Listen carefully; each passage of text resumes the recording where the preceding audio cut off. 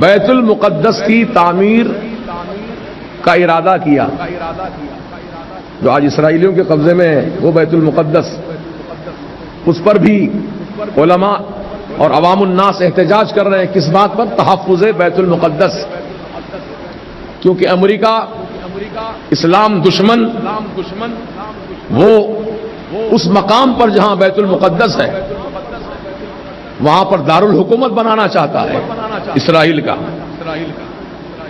وہ تو مذہبی مقام ہے، مسلمانوں کا بھی وہاں سے بڑا گہرا تعلق ہے، عیسائیوں کا بھی ہے، یہودیوں کا بھی ہے۔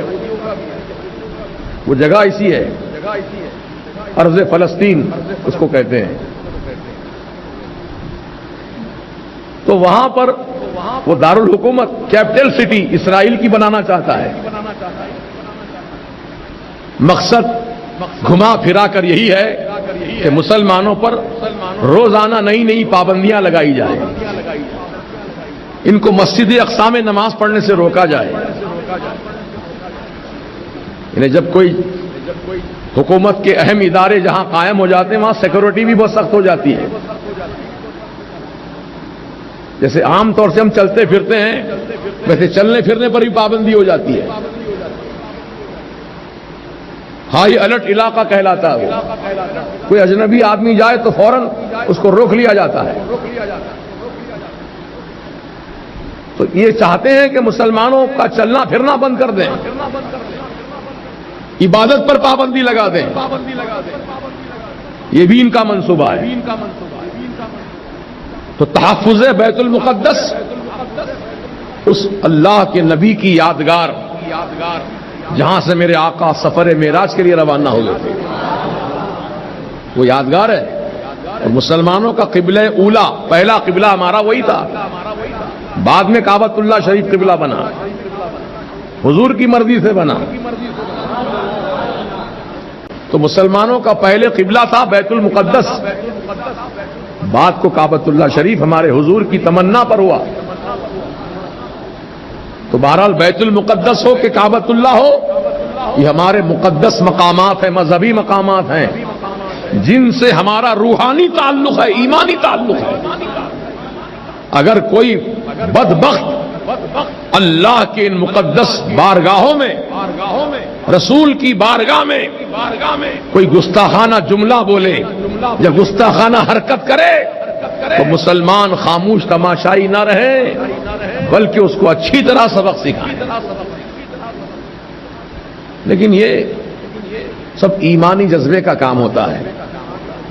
اب جس کا جذبہ ہی سرد پڑ گیا ہو، کوئی کچھ بھی کہہ لے، کوئی کچھ بھی کر لے، ہم کو اپنی دنیا سے مطلب ہے۔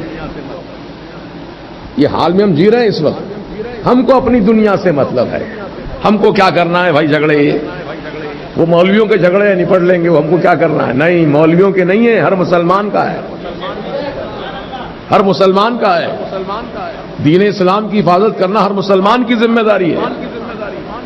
بولو کربلا کے میدان میں 18 سال کے علی اکبر یہ کہہ کر یہ تو میرے ابا جان کا معاملہ ہے، میں کیوں جاؤں جھگڑے میں، یہ کہہ کر خاموش نہیں بیٹھے۔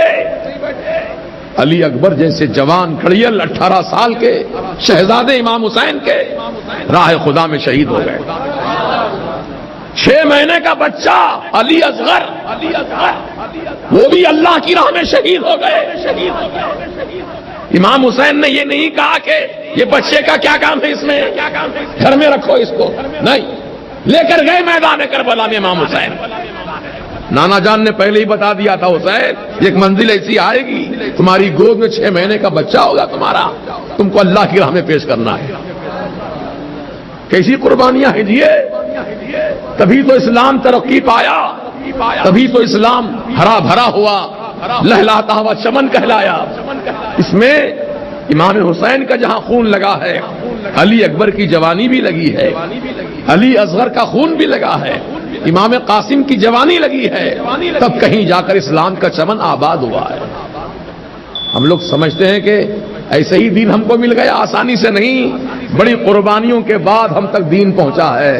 پھر اس دین اسلام کو دشمنان اسلام تباہ کرنا چاہتے ہیں، برباد کرنا چاہتے ہیں، قوانین اسلام کو توڑنا چاہتے ہیں، تو ایسی صورتحال میں ہر مسلمان کی ذمہ داری بنتی ہے کہ اپنے دین کی حفاظت کے لیے امام حسین اور ان کے خانوادے کی طرح تیار رہے۔